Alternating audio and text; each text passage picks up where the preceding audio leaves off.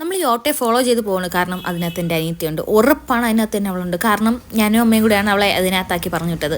നമ്മൾ മൂന്നേർക്കും കാട്ടാക്കട പോകണം. ഒരു വണ്ടിയേ ഉള്ളൂ. മൂന്നേർക്കും ഒരുമിച്ച് പോകാൻ പറ്റില്ലല്ലോ. സോ ഒരു ഓട്ടോ കിട്ടി കയറ്റി അങ്ങ് വിട്ട്. എന്നിട്ട് ഞാൻ അവിടെ വെയിറ്റ് ചെയ്ത് നിൽക്കുവാണ്. ഫോണിൽ വിളിക്കാൻ പൈസയും ഇല്ല. ആകെ ഞാൻ പെട്ട് നിൽക്കുവാണ്. അങ്ങനെ അവരും വന്ന്. അങ്ങനെ പിന്നെ അകത്ത് കയറാമെന്ന് വിചാരിച്ച് അപ്പോൾ എന്തെങ്കിലും വെള്ളം വാങ്ങിക്കാമല്ലോ. അങ്ങനെ വെള്ളം വെച്ചതാ ഇത് ഗൂ ആണ്. ഞാൻ പറഞ്ഞു ചേട്ടാ ഗ്രേപ്സ്. അവൻ ചോദിച്ചു ഗൂ ആണ്. നല്ല ഗ്രേപ്സ് ചിലപ്പോൾ നമുക്ക് മാറിപ്പോവില്ലേ. അങ്ങനെ അതും കിട്ടി. നമ്മളിതാ എത്തി. ഓക്കെ പൊക്കോ. സീറ്റ് നോക്ക്.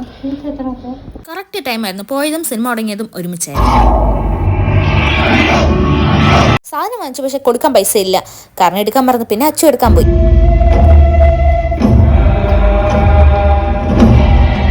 മ്യൂസിക്കിനൊക്കെ കറക്റ്റ് ആയിട്ട് അമ്മ റിയാക്ഷൻ ഇടുന്നുണ്ട്. കുട്ടി വഴക്കാവുന്ന മൈൻഡ് ചെയ്യണം. നമ്മൾ സുമതി വളവ് കാണാൻ വന്നിട്ട് കണ്ടതോ മഹാവതാർ നരസിംഹ. പിന്നെ അതൊക്കെ കഴിഞ്ഞിട്ട് നേരെ വീട്ടിലോട്ട് പോയി. എന്തായാലും കൊള്ളായിരുന്നു. അപ്പോൾ അത്രയുള്ളൂ. ബൈ.